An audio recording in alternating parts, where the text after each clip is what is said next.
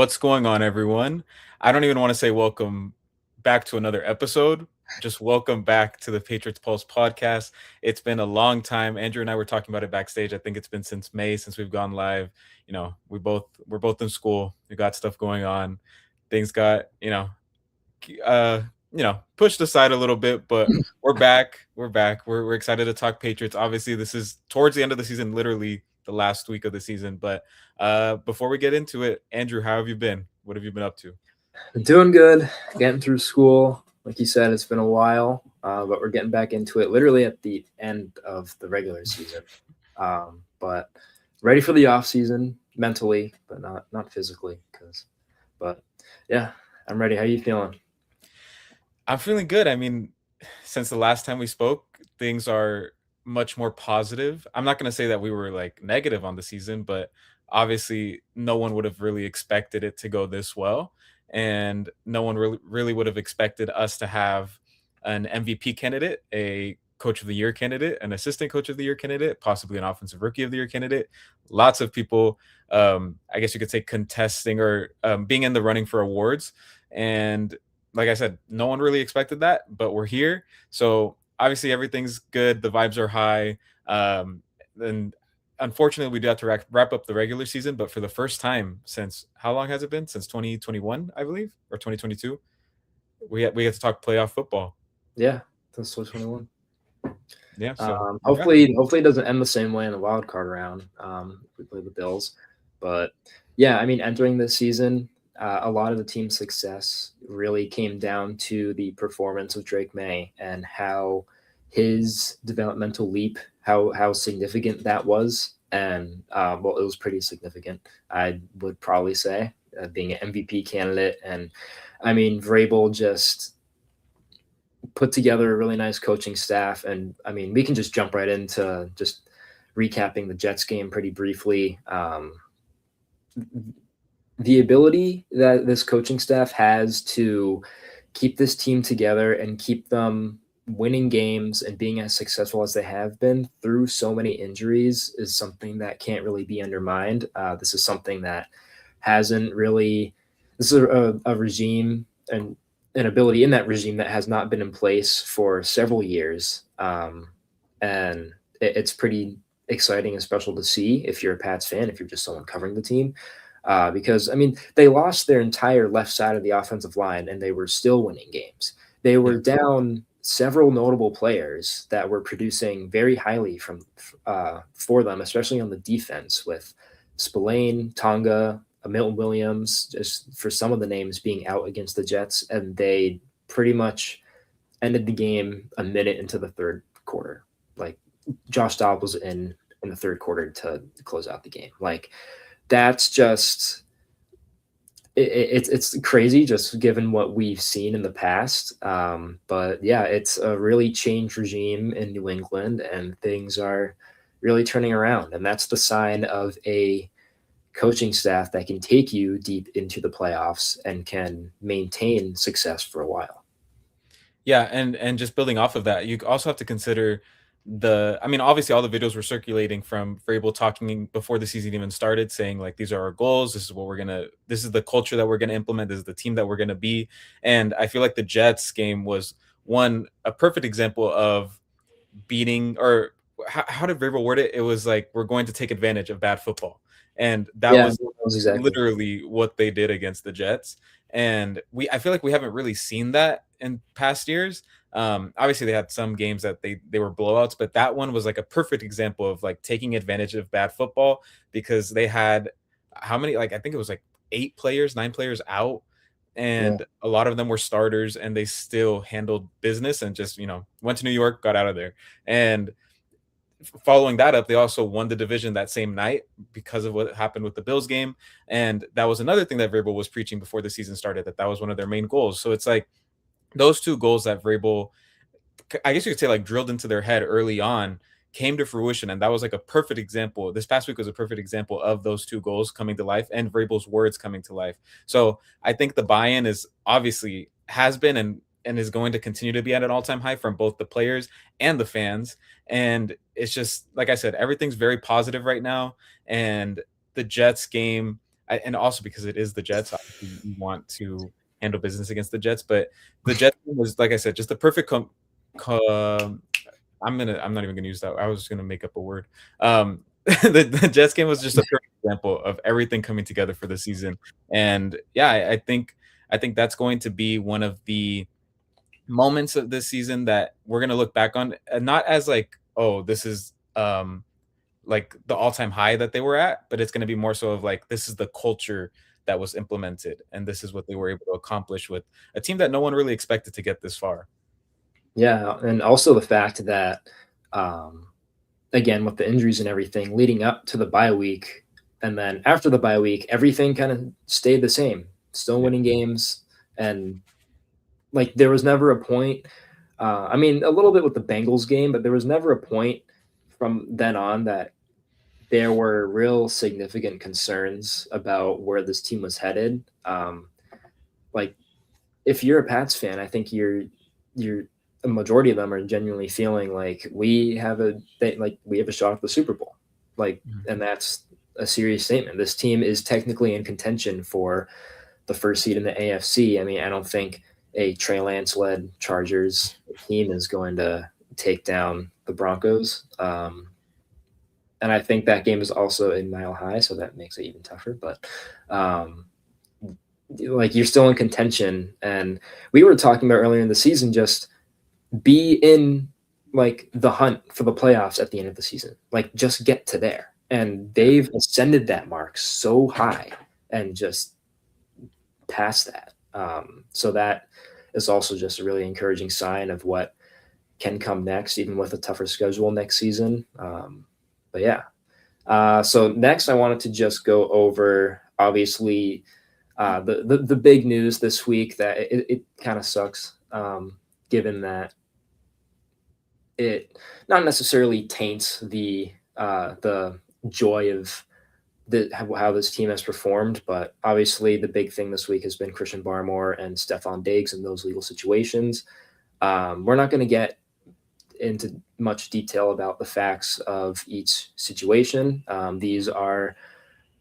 There are people who are seriously affected by these situations, and we don't want to undermine anything of that nature. But as the uh, journalists and the just people covering the team, the Patriots, we're going to look at this from a football lens. So pretty much from Tom Pelissero of the NFL, there's no change to the status of either Diggs or Christian Barmore. Both are available to play for the time being. So that's one notable thing to come out of this situation. And then there was a hearing on Tuesday for Diggs, and an arraignment is scheduled for Friday, January 23rd. That's where Diggs will be asked if he considers himself guilty or not, and the legal process will then run its course. But it's also really impossible to tell how long that process will take. It could be pretty quickly if there's like a financial settlement or just things move along pretty quickly. But it could also take months and months to roll over. And then in Barmore's case, his arraignment is on February 3rd, which is 5 days before the Super Bowl. So that's where we're kind of at with the timeline of everything. And I mean, just looking long term, I think if either player is found guilty of the charges against them, given Kraft's zero tolerance policy for things like that, I I would suspect that that player would not be on the team shortly after that ruling. So that's kind of where we're at timeline wise with the legal process. And yeah, do you have anything you want to add, Los? Yeah, just sticking to the football side of things. I don't think it's going to affect them football wise for now. And kind of like you said, the arraignments are further down the road. So the NFL also put out the statement, or the PR person for the NFL put out the statement saying that like nothing is going to be done in terms of putting them on the exempt list until they said three stipulations, but I think one of them was charges were filed by a prosecutor, or that just there were three different stipulations. I forgot what they were, but none of them fit what's going on with Christian Barmore and with Stephon Diggs. Yeah. So I don't think anything's going to really happen on that end. Um, just to, I guess, close things off on it, just what Christian Barmore said 9 times to reporters today. They're focused on Miami, and he's just focused on football. So that was his response to all 9 questions that he got asked today in the locker room, and that's what Christian Gonzalez also responded with. I believe it was on Wednesday or Monday that they asked him about the situations, and he just kept saying, "We're ready for Miami."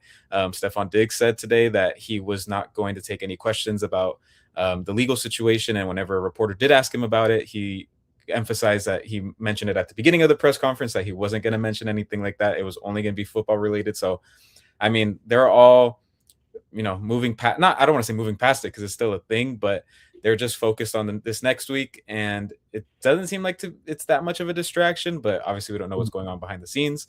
Yeah, I think that it's not going to really affect anything football wise until something might happen, whether it's like a suspension or actual charges get filed, and then they could get placed on the exempt list or something like that. I think at that point, then we'll really see the effects of it. Yeah. All right. Dolphins week. Let's get into it. So going off the injury report, actually, let's talk about some of the injury news today. Robert Spillane and Jack Westover both returned to practice. However, Mike Vrabel in his presser after practice today said that Robert Spillane, Kyrus Tonga, Harold Landry, and Jared Wilson will all be out on Sunday. And then Jack Westover, fullback / tight end, will be questionable for the game. I think a lot of the notable things on the injury report come from the Dolphin side of things. Devon Achane, their biggest threat on offense, you could arguably say, is doubtful. He has not practiced all week so far. So that leaves a running back room led by Jalen Wright. Solid player, but he's no Achane. And then Minkah Fitzpatrick, the safety, he's out. Trying to remember Jalen Waddle. He was limited and questionable with a rib injury. And then Darren Waller, he had a really good start to the year. He caught like 4 or 5 touchdowns in the first 2-3 games. It's always notable when a player like that is put on IR and is unavailable for a game. So that's another thing. And then Jordan Brooks, their linebacker, really talented linebacker. He was limited today, but I think Mike McDaniel said that he's really going to try to play. So that's where we're at in the Dolphins, in the Dolphins hemisphere of the injury world. But are you gonna, not to cut you off, but are you gonna stick with that being the more notable side of things? Because there's 2 guys on the Patriots that might be joining the team again on the field that are pretty important. You're right. I forgot about it. Why don't you tell everyone, Carl? So Will Campbell and Milton Williams were both full participants today. Mike Vrabel did say that they looked good enough to go, but they were going to determine everything after practice, whether or not they would be activated from IR. Both of them are eligible to come back. However, they don't have an injury designation once the Patriots' final injury report did come out later today. So they seem good to go. I don't think there's going to be any setbacks. It doesn't seem like it, especially since they weren't labeled as even just questionable. That would have been some sort of indicator, like maybe they wouldn't be activated. But them not having an injury designation, them having full practice participation is a really good sign that they're going to be back. We'll see. I'm really interested to see, especially for Will Campbell, because for Milton Williams, it's different. Like Milton Williams could play like, let's say like 10 to 15 snaps and, just get his feet wet again, get back into football shape. But someone like Will Campbell, I'm wondering how that'll be, just because that's such a, like, it's a solidified position on the field. Like, you don't really rotate a left tackle. So I'm wondering if they're going to do something like that with him and Vidarian Lowe and just monitor his snaps. But knowing Will Campbell, I'm assuming he's going to want to play the full game. We'll see if they have to pull starters if it's a blowout, which would be the best case scenario. But besides that, I think they're going to get back 2 very big pieces of their offense and defense. And not to mention, they're also going to probably get back, well, actually, not probably, they will get back Kayshon Boutte because he has cleared concussion protocol. He was a full participant today. That's another piece that's going to be big for them, especially with Matt Collins now on IR. So they're getting healthier at the right time. Obviously, they're still dealing with injuries, but a lot of their injuries from, I guess you could say, the last half of the season are looking up again. So similar to like, not to keep bouncing around, but similar to like Robert Spillane, who hasn't practiced in a couple weeks, but he participated today in a limited capacity. He's out for the game, but it's good to see him back out on the field. So they're getting healthier at the right time, and it seems like they're lining everything up for them to be able to play and be fully participating by the time the playoffs start next week. Yeah, you definitely need Spillane back. I mean, the linebackers behind them aren't typically the fastest. They don't have as much range as he does. Not saying Spillane's like this quick linebacker or anything, but definitely like he's the number one force to stop the run behind the trenches. He's that second level. Um, but yeah, I mean, you definitely want these guys back. Harold Landry, he's produced all year. Kyrus Tonga, they should have extended him weeks ago. I don't think they're We're gonna see eligible how to. that plays out in the offseason. What'd you I say? don't know if they're eligible to. I think there's a certain date that they have to wait until extending them, because I think if you Really? sign a 1 year deal, you're not eligible to like extend them during the season. I might be completely wrong on that, but I remember seeing people say the same thing about Caleb on Chase on earlier in the year, and that's what a lot of people were responding Um, with. Or I remember one reporter, I don't remember who, but one reporter did respond with that. I might be wrong, but I think that's why they haven't done extensions with them, is just because they signed a 1 year deal. okay, gotcha. But yeah, even if Milton Williams doesn't end up playing this Sunday, like getting Landry, Tonga, Williams back, just beefs up this defensive line to what it is capable of. I mean, obviously, with those guys out, you see a step back in production. You saw it a little bit against the Jets, generating pressure, and that from that standpoint. So definitely want those guys back. Jared Wilson, I am a little worried about. I mean, given that it's a concussion, you don't expect a player to be out as long as like 3 weeks, but this is week two, and I don't think he practiced. I'm going to double check No, that. he didn't practice But at all this week. yeah, So he did not I think practice. So that's a little worrisome. honestly, I hear what you're saying, especially because it's 2 weeks. Typically, it's just like a 1 week thing, and they're back. I could, and also taking into account that Travion Henderson was in concussion protocol, and he came back the very next week. He didn't even miss a game. Yeah. So obviously, everyone's different. It's going to be different recovery times for everybody, but it is something to keep in mind. I think that it doesn't feel like as big of a deal, especially like in the Patriots realm of things and just like the community, is because they have Ben Brown, who just fills in at Yeah. left guard whenever need be, and it's kind of like you don't even notice it that much. So we'll see if it affects his playoff time, like Mhm. health during the playoffs. But I'm pretty confident he'll be back. Maybe they're just giving him extra rest because he has been banged up this year. Mhm. So he's going to be an important piece during the playoffs. So we'll see what happens. Yeah, definitely. So again, going back to the Dolphins side of the injury report, going back to A Chain, who is again doubtful to play. Statistically, the Dolphins have been one of the worst pass offenses through most of the year, and that really hasn't changed with Ewers in. I mean, they've been a little less turnover prone from. Mm, I think Andrew froze. I don't know if he froze for you guys.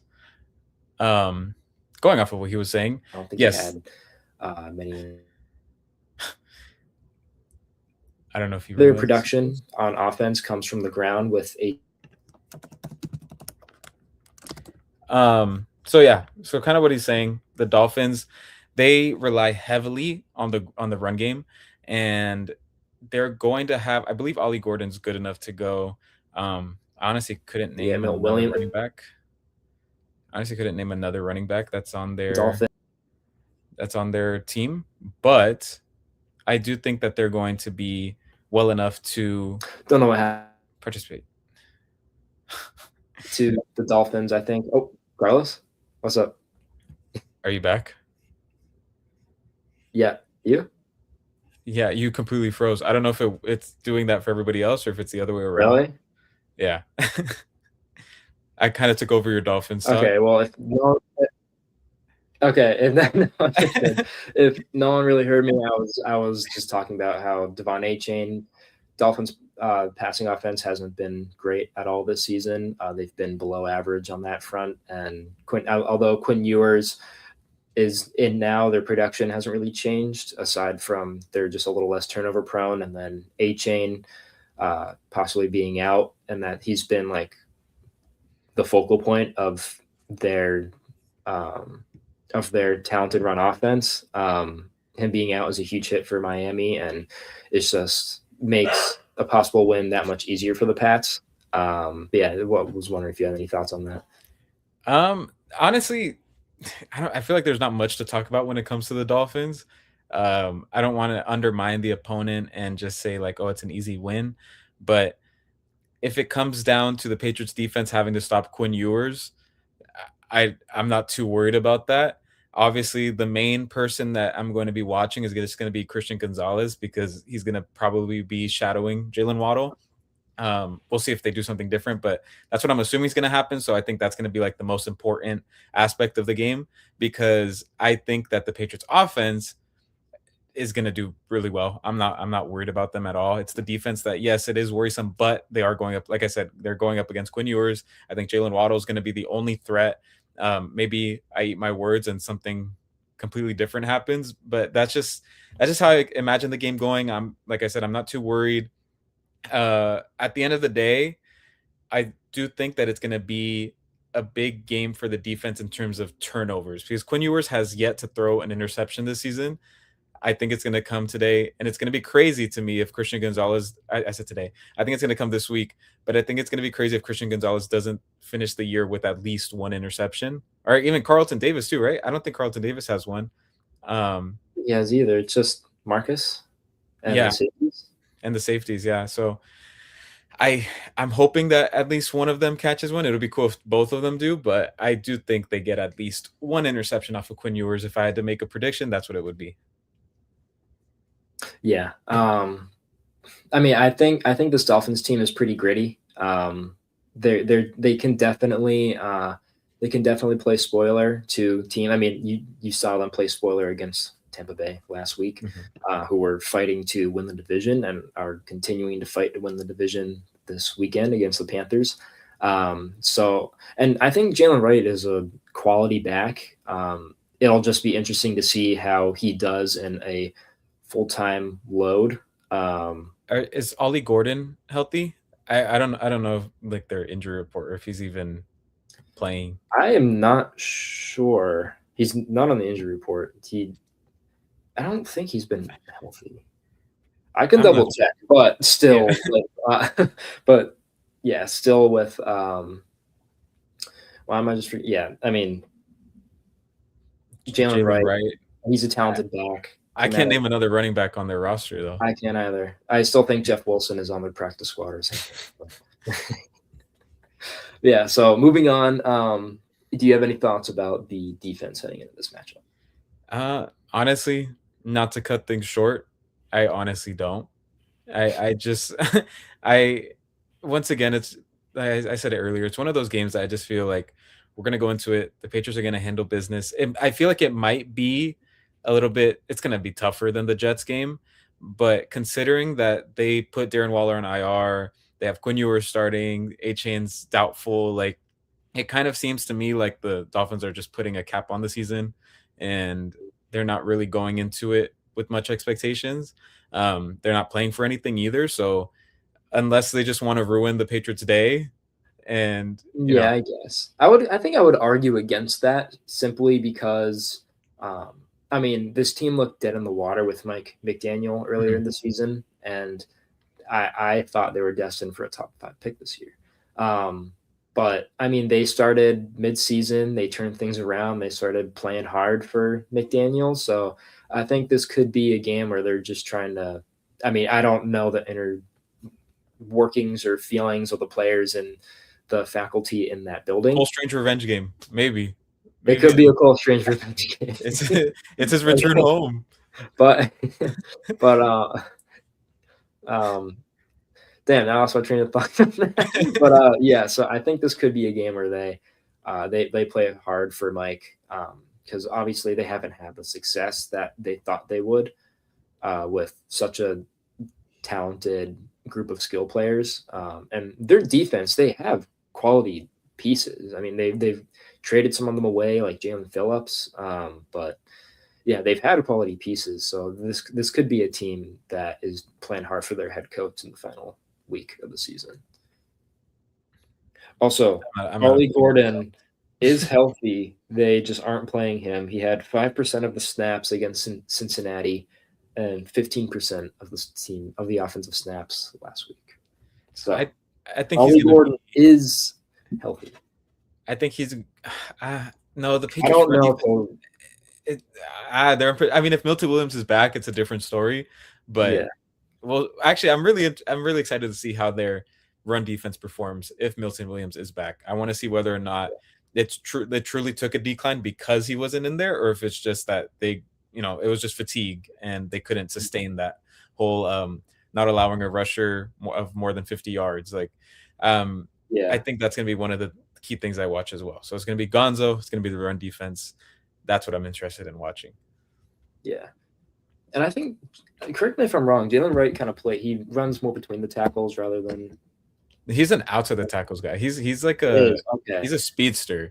So okay. that's someone So that's what I that, was gonna say. Like maybe Ollie Gordon's gonna be a bigger threat between the tackles, but sometimes the Patriots decide to stop that. But like against Derrick Henry, they let all the outside runs just go for 20 yards. yeah. So I don't know. It's Well, unpredictable. the way this defense kind of attacks the run is they kind of force you to the outside a bit. Mhm. So I'm not sure how effective Ollie Gordon will be, especially given that he hasn't been getting touches on offense in the backfield.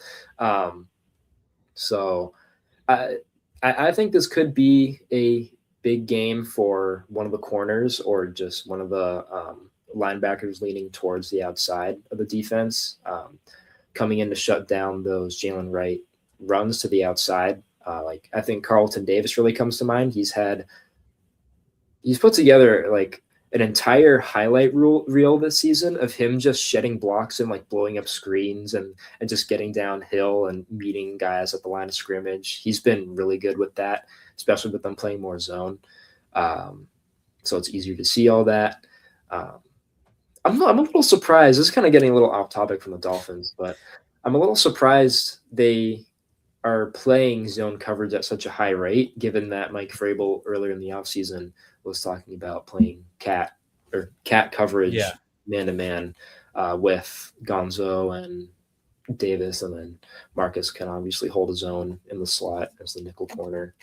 Yeah. I'm a little surprised by that. In my opinion, I think it has to do with the linebackers. I don't think there's anyone in that room that you can trust all the time to cover a running back out of the backfield, a tight end. So maybe that's why, but I'm a little surprised by that. Yeah. And not to stray away even further from the topic, but with the college football playoffs going on right now, I've been the main positions I've been watching are safety and linebacker. I feel like that's going to be the main positions they address in the draft. And there's some good safeties and linebackers. Caleb Downs, I think it's Sunny Styles. I'm pretty sure that's his name. Yeah, Um, I I would love to see them add someone at those positions, and I think, like you said, like that could change the whole way the defense is run, or maybe it's just Zach Core and that's the way he wants to run it. But yeah, um, yeah. I No, you're right. We don't know how Terrell would have yeah, called this defense.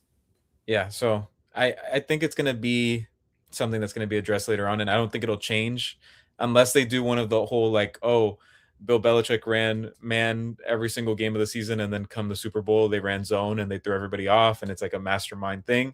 Who knows Yeah, if they're gonna do that? Maybe they're just waiting to use man coverage, cat coverage. But it's probably not the case. I think this is just going to be what they run this season, and then, like I said, who knows if they change it depending on the personnel that they have next season. yeah. They're waiting until February to call man. Uh, Yeah. but yeah, I think the biggest needs on defense this offseason are like just pure pass rusher, get to the quarterback. That I think, I mean, Chason has really revived his career from what it started out to be, especially as a first round pick. But Mhm. there are instances where he's just not effective for parts of the game. So I think taking a step up from that is really important. And then, yeah, like you mentioned, linebacker, the coverage linebacker, another safety. Yeah, again, not to sway away from the week 18 game this week. I've been like trying to find some excuse to get into like off season talk, but it's so weird not talking off season already. Like Yeah. doing that for the last 4 years. Yeah. I think they're locked into a pick 20, it's like pick 25 or what, lower, I guess it's considered. So like 25 to 32, I think they're locked into one of those now. I might be wrong about that, but it's just that's, yeah, like you said, like that's not something that we've been used to. I'm interested to see what they're gonna do. I think that what's crazy is that I think defense is where they're gonna have to address everything. I think offense, they're relatively young on offense, unless it's like you're looking at center or right tackle, Mhm. maybe wide receiver, but that could also be something that's like a trade. I don't know. We're definitely delving too deep into this, but Yeah. it it is exciting to talk about because, like you said, like we haven't had to talk about it, so it's just one Yeah. of those things that once that time comes, I think people are gonna it's gonna kind of like reignite the flame of like, hey, this is exciting, but right now everyone's just so focused on, hey, we're really good right now. Maybe we could win a Super Bowl. So like no one's even considering the offseason. So I can't imagine being a reporter covering this team, but then also going down to Mobile for the Senior Bowl and looking at the Shrine yeah, Bowl and everything, all in the process of like in between the Super Bowl and the championship games and like in the midst of the playoffs. Like if the Pats make it that far. yeah, even like Mike Vrabel always goes to Mobile. So it's like, is he gonna go? Yeah. Is he gonna go if they have to do the No, Super Bowl for him? definitely not. If they, he's Yeah. definitely gonna go. We're gonna see Uh, Ryan Cowden, Elliot Wolf leading the charge over there. Like it's gonna be a unique situation if they do make it that I don't far. know. It's uncharted territory. Yeah.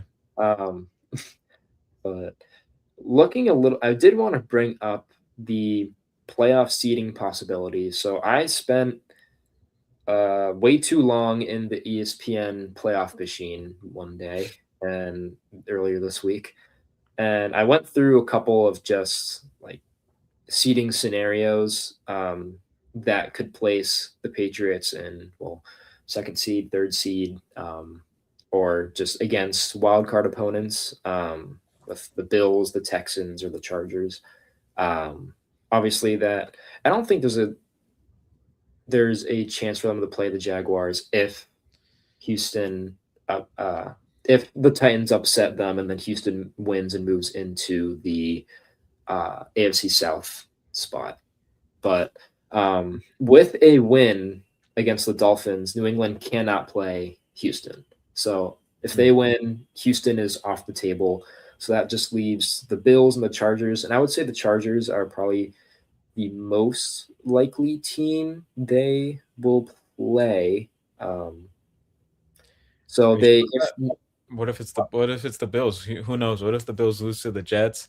What if they they put could, in I mean, Josh Allen for they're the playing first their snap? starters for the But what final. if they put in Josh Allen for the first snap? He takes the knee. They run off the field. He cheers because he got another start under his belt. The streak is alive. You never know. That's the Bills for you. You never know what they're gonna do. It could be. Uh, but yeah, if so, this is kind of assuming Denver is going to win because obviously New England. If New England wins and Denver, if New England wins and um, and Denver loses and New England goes to the one seed, well, New England will go to the one seed. Sorry, but Yeah. so if Buffalo wins, literally just New England, Denver, and Buffalo wins, Patriots play the Chargers. If I'm sorry if you can hear the dog in the background, try to ignore him. Um, and then if the Bills, let's see here, if Buffalo loses and Denver and New England win, they play Then the Bills. So yeah, that's the big yeah. thing. Um, And isn't that the yeah, case that's too? the If only the case where if New England wins, they play the Bills. So what if I'm pretty sure if the Patriots lose and Buffalo loses, that's the case also, or no? Am I wrong about that? I can pull up the tweet again. I just closed it. I I think you're right about that. Let me scroll really quickly here. And then we can kind of get into our final thoughts about okay. the Dolphins and close this thing out. So you said Buffalo loses? Yeah, Buff- both of them. So Buffalo and New England lose. Buffalo.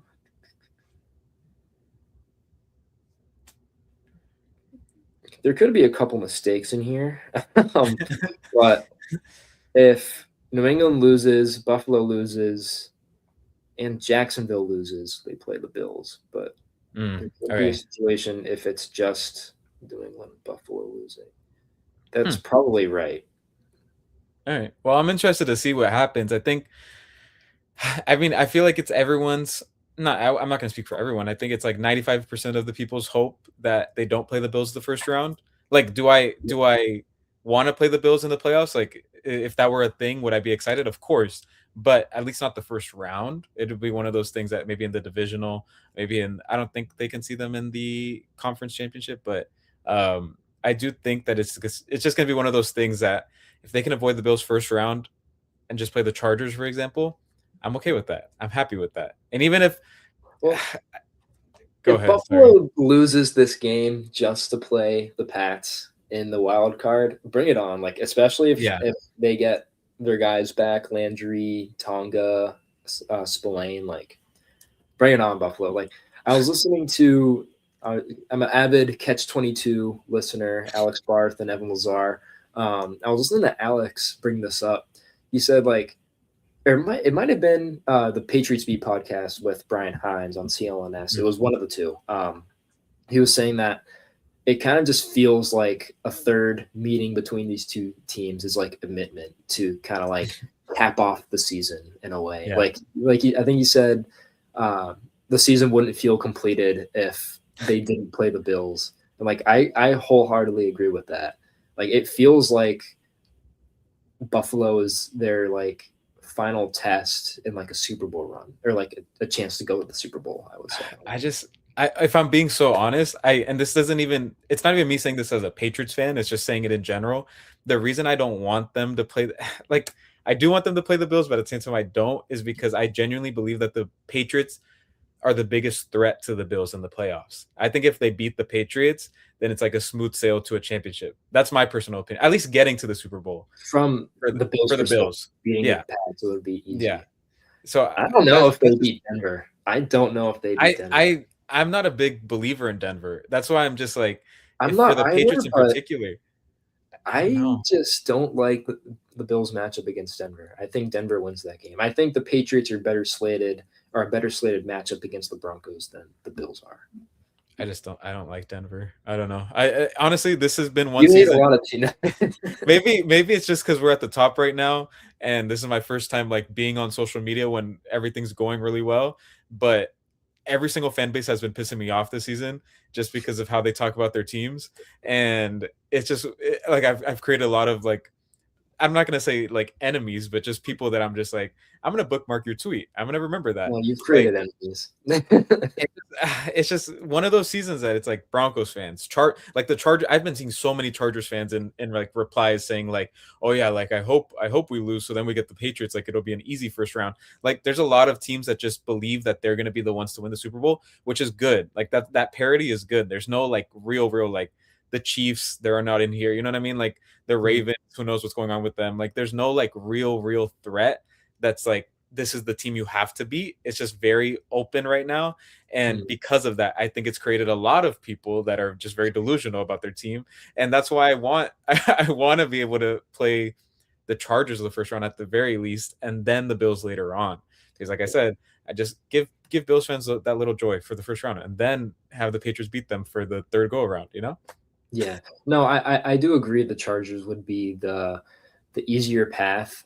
I think they'd be the easier out of the three possible, the Bills and Texans. Hmm. I mean, I think the Pats would comfortably beat the Texans. I mean, the defense is their defense is absurd, like Yeah, it's historical numbers. But if as long as you put up like 24 points against the Texans, like you're probably gonna win. Like their offense is just it's not the production you saw in like Stroud's rookie season per se. Yeah. Um, like if they had a good offense, like an above average offense, that team would be really scary. But they don't really. So So let's say I the think it would Patriots do just come play. down to Drake May like getting around the Texans' strong defense and just outperforming Stroud on the Texans' offense. And I think that's more likely to happen than the Texans' offense putting up like 28, 30 points. So Yeah. I think the way they've played the season, the Patriots should find a way to score at least like 21 points against the Texas defense. Like they found a way. Yeah, They I should I agree. So if you're saying if the schedule can beat the other team, if the schedule because can beat the other team, then I mean, we can't sit here and pick and choose who they play. They just have to play who's in yeah, front of them. But a lot of people are going to be using the schedule. That's another reason why I just want the Patriots to just win, like at least make it to like the AFC Championship. Like that's all I can ask for because yeah. there's been too many people saying the whole schedule thing, and I don't know. Maybe you agree, maybe you disagree. Genuinely, the way I've watched them play this season, there are moments that I'm like, yeah, this team might not be like in the upper echelon of teams in the NFL yet. Like they're really good, but just not up there yet. But there's other times that I'm like, yeah, this team would perform against. Like I would take them. Not I don't want to say comfortably, but like I wouldn't be opposed to just thinking that they could beat anybody. Like they've been playing at that level at times this season, especially the offense. So I I do think though the Mac Hollins injury. Now I don't think Mac Hollins should like missing out on Mac Hollins for some playoff games should stop you from mhm, a Super Bowl run. mhm. But I think that is a lot more of a notable loss than it some people are making it out to be. That dude's catch radius is Yeah, unlimited, by the way. yeah, Like so many of Drake's completions have gone to Mac Hollins over the second level of the deep, like in between the safeties and just the linebackers. linebackers and the front, like just going up like his own coverage, like the corner in between the cornerbacks and the safeties. Like he just throws it high. Mac comes down with it, and like that's just been kind of bread and butter a little bit for Drake May and this Patriots offense. And taking that away, obviously Diggs can do it a little bit, Booty can do it, but like so many of those, I feel like whenever I think of Drake May making one of those passes or hole shots, it's Mac Hollins. Like I think you're it, sleeping on it his sucks. replacement It really though. does suck. Hmm? You're sleeping on Hollins' replacement though. He Okay, just got so first moving NFL on. touchdown. I mean, I like Chisholm. I just not yet. No, he He's doesn't not provide the gonna same. make. He doesn't I provide don't the same think thing. he's gonna But make a. um, I think it was Josh McDaniels just said yesterday that like he stepped into the Mac Hollins role last week. Like he literally was the inline blocker out of all the receivers, and Yeah. McDaniels like pointed out how strong his blocks are, and like he Mhm. was block. I think it was I forgot who it was. It was I think it was Cadlick maybe.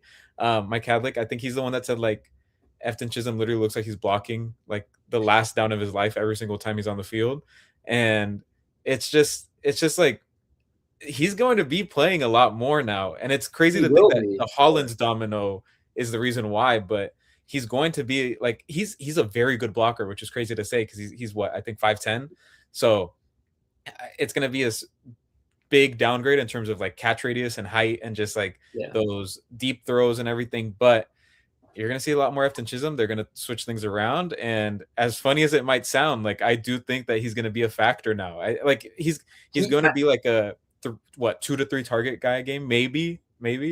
Yeah.